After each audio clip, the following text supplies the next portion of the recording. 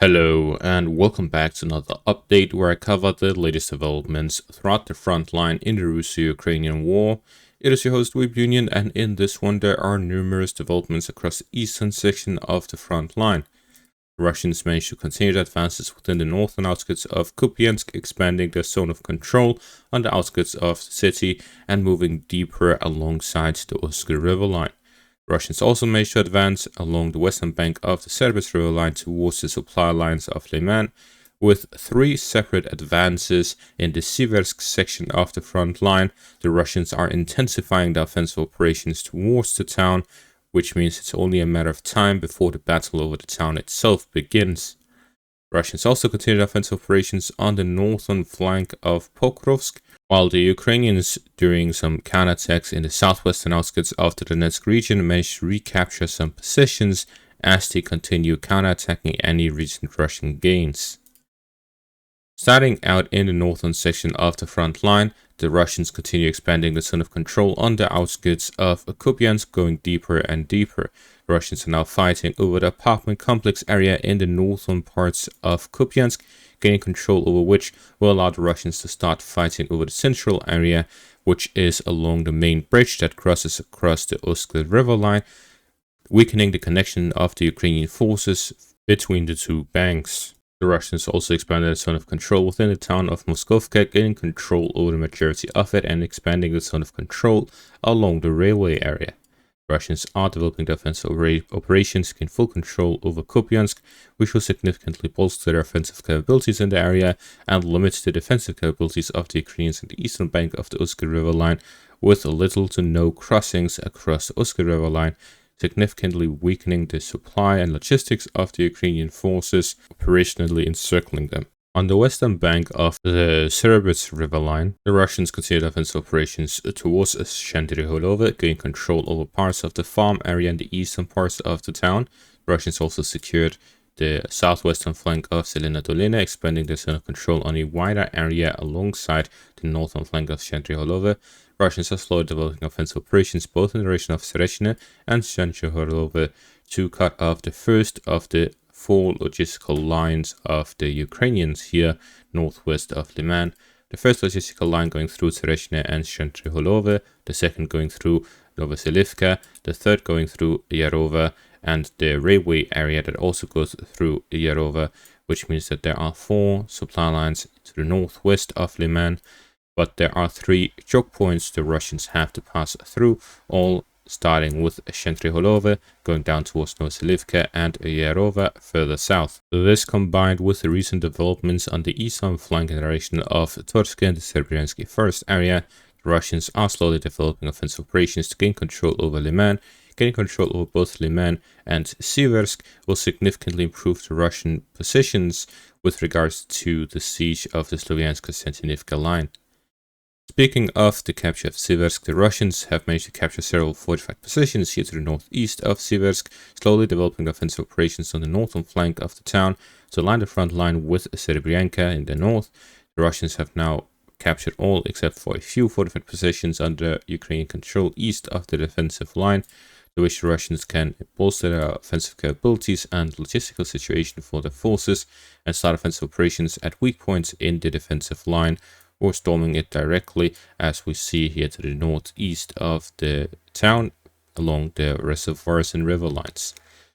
The Russians also managed to advance here to the west of Kupiansk, gaining control over the fortified positions, Novoselivka, and advancing along the forest lines in the southern flank of Siversk, as they also develop offensive operations towards the next fortifications, following the Russian capture of the fortifications here to the northwest of Ivano-Darivka. The Russians are developing offensive operations on a wide area here in the Siversk section of the front line, storming all of the fortified positions east of the town, gaining control over one after another to reach the defensive line of Siversk and start the battle of it.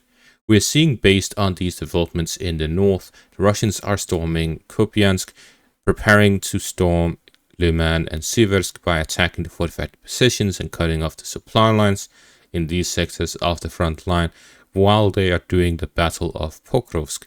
This matters a lot because the Ukrainians are now focusing their reinforcements on several sectors of the front line.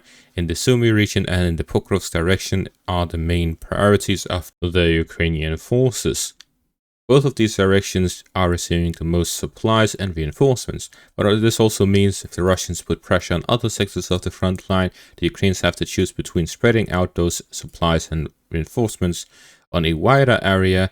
This limits the offensive capabilities in the Sumy region and defensive capabilities in the Pokrovsk direction, but it will support their forces defending against Russian offensive operations in the east.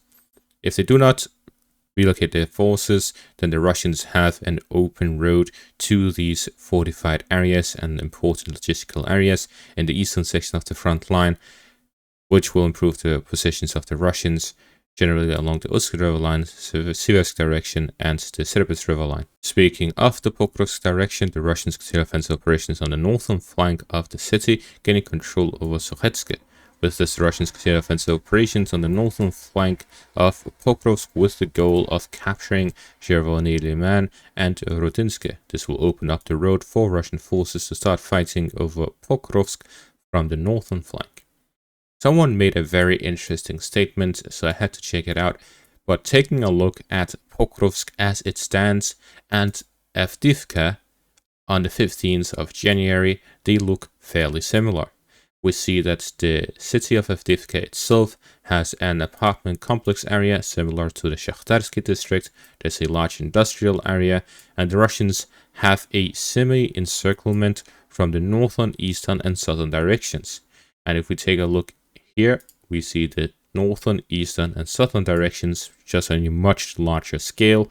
There's the Shakhtarsky district, and there are several industrial areas. The difference is, of course, the Ukrainians have the entire city of Mirnarad here on the east of Pokrovsk, and it is a much larger city. Pokrovsk alone being almost twice the size of Avdiivka in terms of pre-war population, and Mirnarad also being about 1.7 times as many people living there prior to the war compared to Avdiivka.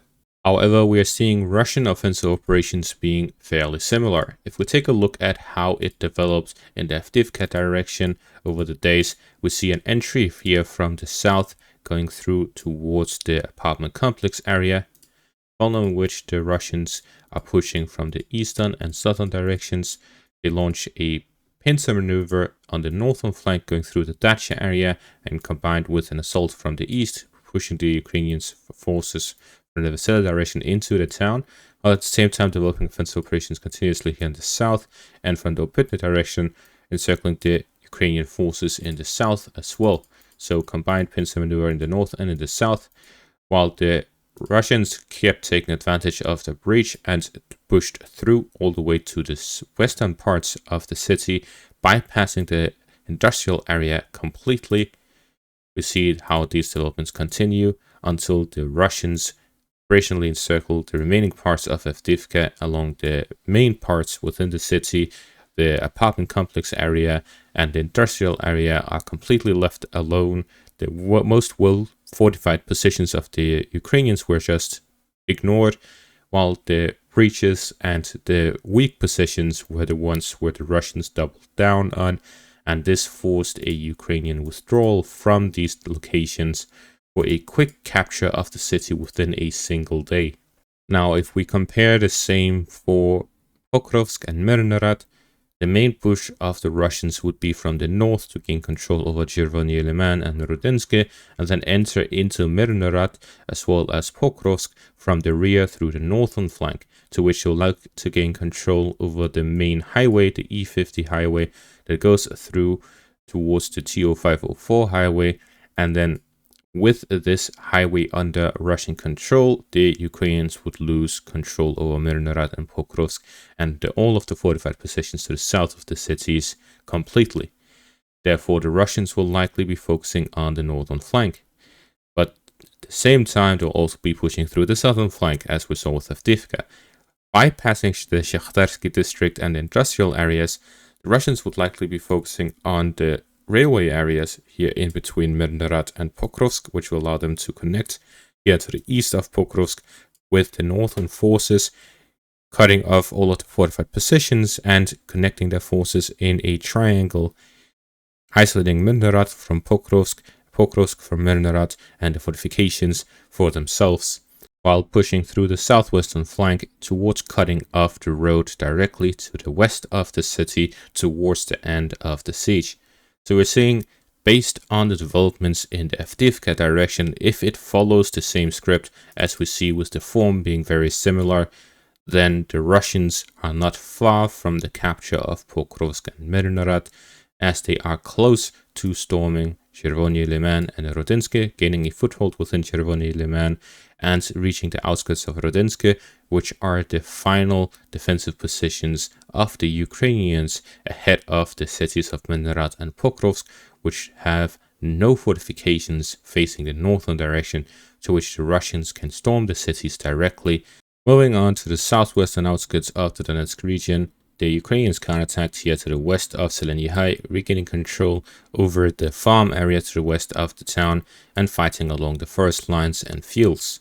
The closer the Russians get to Andriivka Klevtsova, the stronger the Ukrainian positions become, because they have a stable supply line along fortified positions towards the town. The Russians would need to gain control of it, to which they'll be facing off against Ukrainian fortified positions, weakening their positions in that direction. This is why the Russians are focusing on other sectors to the further south.